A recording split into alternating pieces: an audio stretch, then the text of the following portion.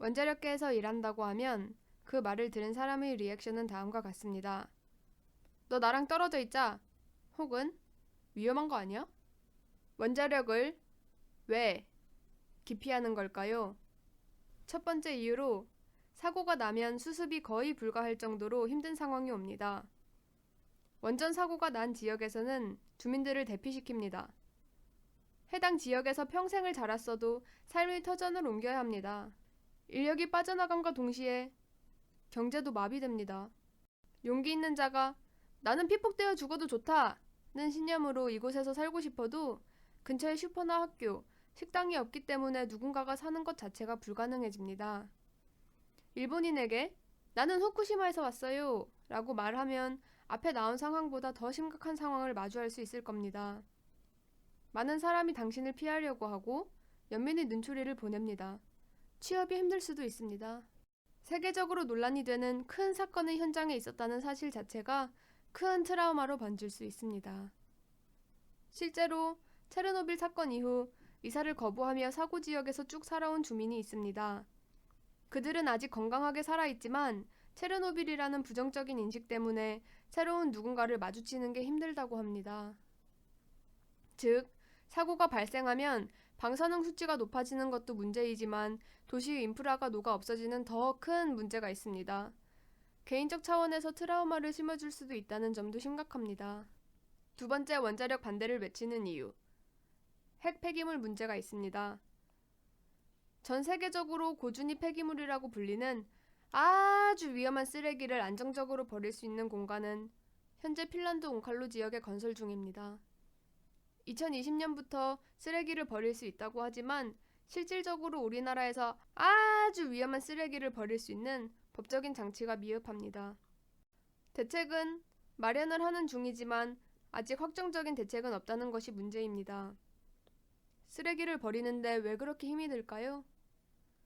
1000년, 10,000년 후에도 버린 쓰레기가 잘 밀봉되어 있을지 예측, 버리는 지역의 근처 주민들 설득에 시간과 투자가 많이 들어가기 때문입니다.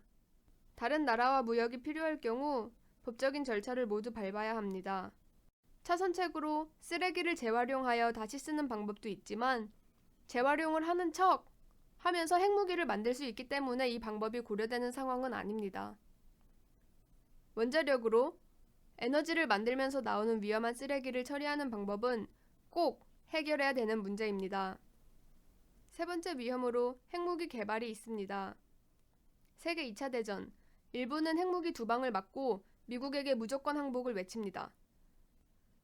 핵무기의 위력은 그만큼 어마무시합니다. 문제는 원자력 에너지의 원동력이 되는 재료로 핵무기를 만들 수 있다는 것입니다. 핵무기를 수천 개 보유하고 있는 나라가 이미 있습니다. 이런 나라에 맞서 싸우기 위해 핵무기를 새로 만들고 싶어 하는 나라도 있습니다. 세계적인 시각에서 보았을 때 핵무기의 전체 개수가 많아지지 않도록 국제기구에서는 전력을 다해 규제를 합니다. 원자력 발전을 하는 나라에 지속적으로 감시를 하며 평화적인 이용에만 핵이 쓰일 수 있도록 하는 것입니다. 하지만 만의 하나의 경우 이 감시망을 피할 수 있는 방법을 찾은 나라가 원자력 발전소에서 전기를 생산하는 척 하며 원료를 빼돌려 핵무기를 독자 개발한다면 세계 안전에 위협이 될 수 있습니다. 네 번째로 베일에 쌓인 신비주의 원자력에 신뢰가 가지 않는다는 의견이 있습니다. 원자력 발전소가 테러를 당할 경우 그 나라는 상상할 수 없는 데미지를 입게 됩니다. 따라서 발전소는 보안이 철저하게 유지됩니다. 발전소 건설 시 비행기가 와서 박아도 발전소는 멀쩡할 수 있게 태생부터 튼튼하게 만들고 보안을 유지합니다. 이런 이유로 국민에게 전달할 수 있는 원자력 발전소의 정보는 한정적이게 됩니다. 투명성이 떨어질 수밖에 없는 구조이기 때문에 부패가 일어나기 쉽게 됩니다. 예를 들어 2013년도에 부품 시험서 조작 비리가 있었지요. 이것과 관련해서는 따로 비디오를 만들도록 하겠습니다. 여러 비리 사건 이후 국민은 원자력 업계를 믿지 못하게 됩니다. 하지만 원자력계 역시 모든 정보를 알릴 수 없기에 딜레마에 빠집니다. 최근 블록체인 기술 등으로 투명성을 확보할 수 있다는 아이디어가 나왔지만 실용화되지는 않았습니다. 기타 음모설도 있습니다. 판도라의 약속이라는 다큐멘터리가 있습니다. 화력과 원자력은 전기를 생산할 수 있는 에너지계의 양대 산맥입니다. 원자력의 사용 빈도가 낮아지면 저절로 화력 발전이 높아지는 것입니다. 현실적인 예로 문정부가 발표한 전력 수급 기본 계획에서는 2030년까지 원자력을 0%로 줄이는 것이 목표였습니다. 이에 반해 LNG, 즉 태워서 쓰는 에너지원을 70%로 올려야 함이 같이 적혀져 있습니다.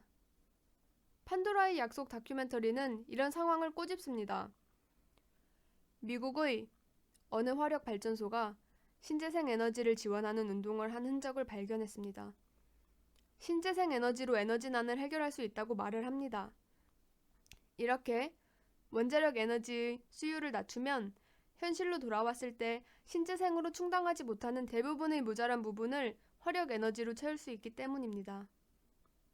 자, 원자력을 반대하는 입장을 정리해보았습니다. 그럼 3탄에서는 또 다른 주제로 만나요. 기대해주세요.